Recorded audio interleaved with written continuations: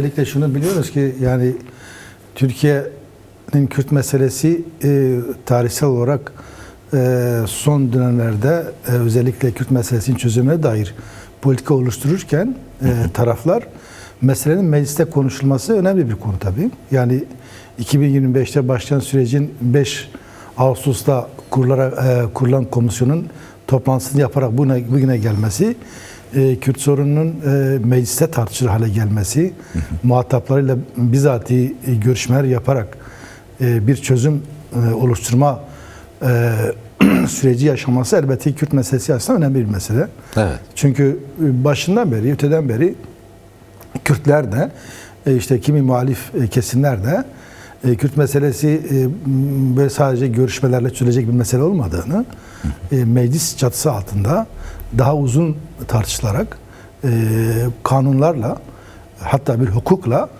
Kürt meselesinin çözülebileceğine dair tartışmalar mevcuttu. İlk süreç başladığında da Sayın Öcalan özellikle meclisi işaret etmişti. Bu meselenin meclis içerisinde kurulacak bir komisyonla bu sürecin başlayan sürecin hukuki bir zemine oturtarak sürecin başarılı olabileceğini, başarıya gidebileceğini yolunu ifade etmişlerdi.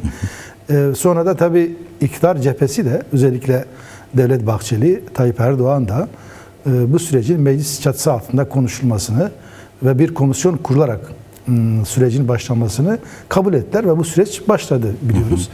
Bunun için hatırlattım çünkü yani geçmiş tarihlerde de Kürt sorununu özellikle PKK öncülüğünde başlayan isyanla birlikte, mücadeleyle birlikte 93'ten beri pek çok kez çözümüne dair bazı görüşmeler, bazı süreçler yaşandı. Bunu hep biliyoruz zaten. Evet. Çoğu zaman hatırlatıyoruz. Ama önemli bir şey sonuçta. Ama bu son 2025'te 27 Şubat'ta başlayan süreç yeni bir aşamaya girdi. Yani nedir bu aşama? Meselenin sadece muhataplar arasında iktidar ve Kürt tarafının muhatabı ile görüşmelerle değil ya da aracılarla değil, direkt muhataplar ve meclisin kendisi.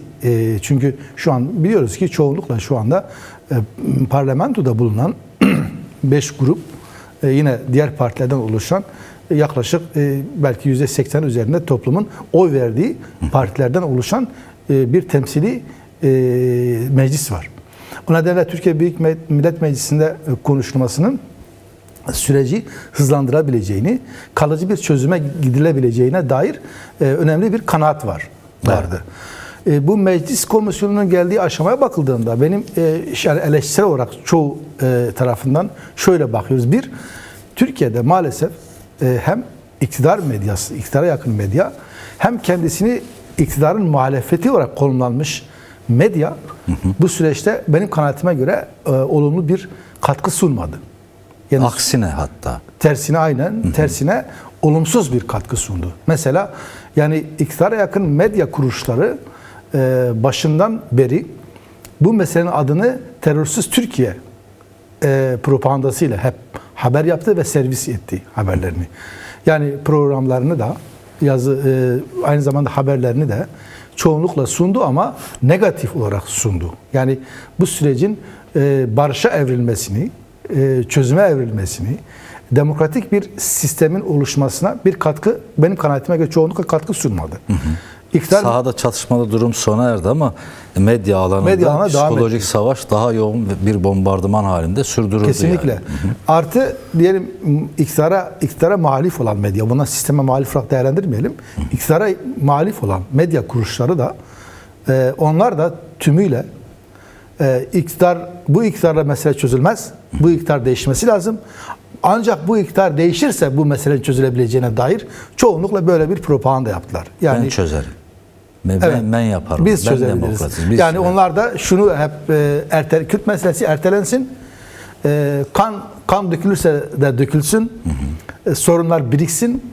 Cumhuriyet Halk Partisi iktidara gelirse ancak bu sorun çözülebilir gibi çoğunlukla bu minvalde propaganda yaptılar. Evet. Aslında her iki medya çevresi de yani o iki blok da benim kanaatime göre başlatılan 27 Şubat'la yani startı verilen barış ve demokratik toplum sürecine dair olumlu bir katkı maalesef sunmadılar. Bu önemli bir parantez diye düşünüyorum. Şimdi tabii bir de şunu kabul etmemiz lazım. Yani terörsüz Türkiye kavramı iktidarın da sürekli servis ettiği bir kavram. Yani PKK ya da işte Sayın Öcalan PKK kendisini feshedebilir önerisini sunarak PKK'nın silahlı mücadele stratejik olarak sonlandırma önerisini sunarak PKK Mayıs ayında toplanıp kongre kararıyla kendisini feshederek silahlı mücadele stratejik olarak Türkiye'ye karşı sonlandırdığını beyan etti. Ancak Türkiye'deki iktidar silahlı mücadeleyi sonlandırma kavramını değil, silahlı güçlerinin sürece nasıl katılabileceğini tartışmasını yapması yerine terörsüz Türkiye propagandasıyla bana göre bu süreci bir barışa evrilmesine, karşılıklı bir barışa, güvene evrilmesine ciddi bir rol oynamadı. Yani şu anda benim gözlemime göre Kürt toplumunda bu meselenin çözümüne dair ciddi bir güven sorunu vardır. Yani bu güven sorunu kendisinden kaynaklı değil, kendi liderine karşı olan güveninden de kaynaklı değil, iktidara karşı devletin yürüttüğü bu hem bahsettiğim medya kuruluşların yarattığı algı, evet, hem iktidarın söylemlerinden yola çıkarak böyle bir ciddi bir güven sorunu yaşıyordur. Zaten bu son süreçte bu güven sorunu Rojava ile birlikte daha fazla pekişti benim kanaatime göre. Onun için yani şu anda raporun tabii detaylarını bilmiyoruz. Fakat elimizde bazı değerlendirmeler var. Bazı insanların kulis haberleri vesaire var. Yani 37 sayfalık bir taslakla bu taslağın mecliste bulunan 5 gruba iletildiğini, yani bu komisyon içinde yer almış partilerin gruplarına iletildiğini, artı grubu olmayıp ferdi olarak partilerin adına katılan bazı şahsiyetler var, milletvekilleri var. Evet. Örneğin işte hangi parti var? MHP var. Başka hangi var? Tip var. Evet, bu iki parti var sanırım değil mi? Başka parti yok herhalde. Şimdi bir şey... Özür diliyorum, hem cümlemi bağlayayım. Yani bu tabii onların değerlendirmeleri de önemli. Çünkü bu taslak raporu kaleme alan daha çok az kesimdeki insanlar. Muhtemelen iktidara yakın ya da iktidarın milletvekilleridir. Şimdi bildiğim kadarıyla yani Sayın Öcalan bunu daha evvel bazı görüşmelerde yani koordinasyon siyasi meselesini, partilerin liderlerinden oluşan bir koordinasyon kurulmasını önermişti. Evet.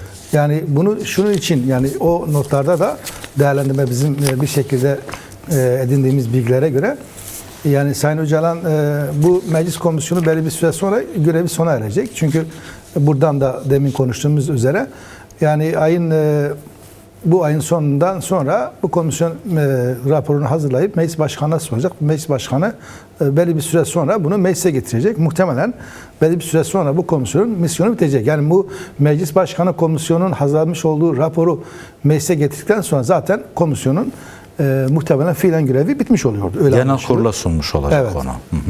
Şimdi o nedenle tabii bu süreç devam edeceği için, yani sürecin daha çözülebilecek pek çok tarafı olduğu için Sayın Öcalan tüm partilerin liderlerinden oluşan bir koordinasyon kurularak bunu koordine ederek sorunun yani çözüme dair bir yol haritasını bu şekilde devam etmesini öneriyorum. Bana da çok mantıklı ve doğru bir öneri olarak geliyor. Tabii bu öneri diğer siyasal partiler tarafından nasıl değerlendirildi, nasıl bir sonuca getirildi ya da getirilmedi, onu hakkında herhangi bir bilgiye ulaşamadık. İşin doğrusu bu konuda bir çabamız oldu ama bir bilgiye ulaşamadık. Şimdi yani Sayın Bakırhan'ın yaptığı değerlendirmeye bakacak olursak bir parça, şöyle ki bugün bazı hukukçuların değerlendirmeleri vardı. Eğer bugüne kadar yani yaklaşık 16 aydır Bahçeli birkaç sefer bunu özellikle ifade etti. Türkiye umut hakkını tanımalı ve umut hakkından Sayın Öcalan faydalanmalıdır dedi özellikle. Şimdi Avrupa İnsan Hakları Mahkemesi zaten 2014 senesinde bu kararı verirken Türkiye'de Sayın Öcalan'ın birlikte yaklaşık rakamsal olarak şu anki rakama 4000 göre aşkın deniliyor. Ağırlaştırılmış yani mı? farklı Bu rakamlar Öztürk Doğan'ın verdiği bir rakamdı, ben bir yayında hatırlıyorum ama tam rakamı da bilmiyoruz. farklı rakamlar söyleniyor. Şu şekilde yani adli herhangi bir benim bildiğim kadarıyla dün bir araştırma yaptım bu konuyla ilgili. Adli tutsaklardan ya da hükümlerden herhangi bir yani ömür boyu ceza alan insan olmadığına dair bir bilgi edindim. Onu teyit ettirmek de lazım, tabii önemli bir şey. Siyasi tutsaklardan benim bildiğim 4000 kişilik bir rakam yok. Yani 1000'i aşkın diyenler daha fazla söylüyorlar. Ama çok önemli bir rakam sonuçta. Ama esas yani kişilerin, tutsakların sayısından çok niteliği önemli burada. Yani Türkiye eğer Avrupa İnsan Hakları Mahkemesi'ni tanımış olsa, Sayın Ercan Kanar bugün özellikle bunun altını çizerek söylüyor. Evet. Eğer bugüne kadar bu mesele bu kadar konuşuluyor, işte Bahçeli birden fazla kez bunu dillendirmesine rağmen eğer meclis bir adım atmış olsaydı, Adalet Bakanlığı bu konuda bir adım atmış olsaydı, bu Avrupa İnsan Hakları Mahkemesi'nin kararını uygulayacağına dair kanun çıkarmış olsaydı, pek çok insan faydalanacağı gibi Sayın Öcalan da bu konuda zaten bu yasadan faydalanmış olurdu. Bunun raporda yer alınmasına dair bir ihtiyaçtan bahsedilmezdi bugün. Evet. Ama maalesef bugün çoğunlukla işte Kürt tarafı ve muhalif kesim tarafları yani bu raporda Sayın Öcalan'ın umut hakkından faydalanmasına dair ya da umut hakkının bu raporda yer almasına dair ortak bir beklenti var. Senin de sözünü ettiğin gibi yani edindiğimiz bilgilere göre şu anki taslakta eğer taslak bu şekilde meclis başkanlığına sunulursa ve meclis başkanı tarafından kabul edilirse yani 50 kişilik komisyon bunu onaylarsa umut hakkının olmayacağına dair daha güçlü bir kanaat var. Öyle görünüyor şu anda. Bir de nitelik. Şimdi zaten genel olarak bu tabii bu tip raporlar mesela bu kalıcı büyük raporlar elbette içerikli olursa yani tüm meseleyi çözmezse bile bir yol haritası olarak önemli bir şey. Hatırlarız biz. Yol temizliği sağlamış. Evet yani mesela şeyden hatırlarız biz. Yani Susurluk kazasından sonra hatırlıyoruz meclis o zaman ciddi bir rapor hazırlamıştı. Evet. Yani meselelerin bütününü ele alarak yani Susurluk kazası üzerinden aslında bir Türkiye siyasal tarihi değerlendirmesini yapmıştı. Yani suç tarihi diyelim diğer adıyla. Şimdi bugün de eğer gerçekten bu meclis komisyonuna bu kadar beklenti içerisine giren toplum bu sorun ve sorunların çözümüne dair beklentiye dair ciddi bir yazım ortaya çıkmazsa işin doğrusu bu meclis komisyonu benim kanaatime göre buncaki zamanki mesaisi biraz şeye düşer, şüpheye düşer. Boşa. Yani deyim yerine boşa düşer. Boşa düşer yani. İnsan tabii kıyamıyor bazı böyle şeyler direkt söylemeyi. Yani. Çünkü yani ortada ciddi bir mesele var. Uzun süredir kan dökülmüyor. Yani 27 Şubat'tan bugüne kadar silahlı çatışma durmuş Türkiye ve Kürdistan'da. Dolayısıyla her iki taraftan da insanlar can kaybını yaşamıyor. Bu çok önemli bir süreç. Yani barışın olmadığını biliyoruz. Meselelerin çözümüne dair herhangi ciddi bir adımlar atılmamış olsa bile bu başlı başına benim kanaatime göre çok önemli bir durum. En azından kan dökülmüyor ve insanlar daha fazla hayatını kaybetmiyor her iki taraf açısından. Tabii ki. Bu önemli bir şey. Ama bunun kalıcı olması lazım. Çünkü kalıcı olması için ne yapılması lazım? Öncelikle bu düzenlemelerle ilgili konuşuluyor ya. Örneğin diyelim ki PKK gerillalarının Türkiye'ye gelmesi durumunda eğer onlara dair somut yasal düzenleme olmazsa, katılım yasası çıkarılmazsa o çok havada kalır o mesele yani. Bu konuda yani eğer bu yaklaşım bu çok yanlış bir yaklaşım değil benim anladığım kadarıyla. Şu şekilde şimdi bu siyasi bir rapor. Evet. Topluma dair yeni meseleye dönük bir çözüm önerisi geliştiren bir rapor. Bu rapor meclise geldikten sonra zaten bunun tasnif edilmesi yani hukukta detaylandırılması hukukçuların işi. Meclisteki kurulacak komisyonların işi daha çok. Çünkü bu kurulan komisyon bir hukuki komisyon değil. Aynı zamanda siyasi bir komisyon. Evet. Aynı zamanda muhataplarla görüşüp ortak bir görüş ortaya çıkarma görevi var bu komisyonun. O nedenle yani şu en son sizin okuduğunuz o bölüm benim de kanaatime göre elbette ki yani diyelim Türkiye'nin dışına çıkmış PKK'liler Türkiye'ye geldikleri zaman elbette ki bir adli merciye başvuracaklardır. Elbette ki onlarla ilgili bilgi edinilecek. Yani bu kişiler ya da işte gruplar neyse ne zaman kişi gitmiş, nereye gitmiş, nerede kalmış, bu konudaki elbette ki bir bilgi sahibi olunacak. Yani bu garip bir durum değil. Ama sorun şu. Benim anladığım ya da benim yani toplumun görmek istediği, daha doğrusu PKK'lilerin doğrudan topluma katılabilmeleri için daha köklü bir yasa çıkması lazım. Yani siyasi alanda siyasi ve hukuki olarak bir yasa çıkması lazım. Yani PKK gerillası ya da işte PKK'li olup işte başka ülkelerde bulunan insanlar ya da işte PKK'ye destek vermiş, ceza almış insanlar. Bu bahsettiğimiz binlerce insandır. Bu insanların hepsinin Türkiye ve Kürdistan'a gidip siyasal faaliyetlerde bulunabilmeleri için özel bir hukuk gerekiyor. Özel bir yasa gerekiyor ki bu süreç sürdürülebilsin. Evet. Yoksa bu meselenin silahsızlanması çok mümkün görünmüyor bu alan bu şekilde devam ederse. Yani işte eline silah almış insan suçluysa eğer, bu tırnak içerisinde diyorum. Yani bu insan işte eğer diyelim ki salı verilme şartları başka şartlara bağlanırsa pek çok insan gelmez, bunu kabul etmez zaten. Dolayısıyla örgütün kendisi de bu durumu kabul etmez. Yani eve dönüş yasası gibi daha önce evet, birçok yani kez farklı formlarda çıkarılmış. Zaten pek bu işte bir af yasasının çıkmasını önermiyor. Sayın Öcalan da böyle bir görüşü yoktur, ifade etmiyor. Demokratik bir entegrasyon için bütüncül hukuk çerçevesinde yani, yasal düzenlemeler yapılması gerekiyor yani. Söylenen bu. Yani birincisi bu. Yani onların katılabilme, yani Türkiye'ye gelebilmeleri için şartlar oluşturulması lazım. Bu şartlar hukuki olduğu kadar yani siyaset yapma şartları oluşması lazım. Toplumda kendilerini ifade etme şartları oluşması lazım. Sonuçta bir de Kürt meselesinin bir bağlamda nasıl çözüleceğine de bu konuda bir perspektif oluşturulması lazım. Aksi takdirde bana göre çok yeterli olmayacaktır. Çünkü herkes bunu durumu gözlemliyor, takip ediyor ve bekliyor. Meclisin ortaya çıkaracağı, yani komisyonun ortaya çıkaracağı rapor meclise geldikten sonra meclisin komisyonun çıkardığı raporu nasıl ele alacağı, nasıl bir çözüme götüreceğine dair hem PKK yapısının beklentisi var, hem toplumun genel bir beklentisi var. Ondan sonra herkes kendi görüşünü söyleyecektir ya da yaklaşımını ortaya koyacaktır. Herhangi bir adım bugüne kadar atılmadı.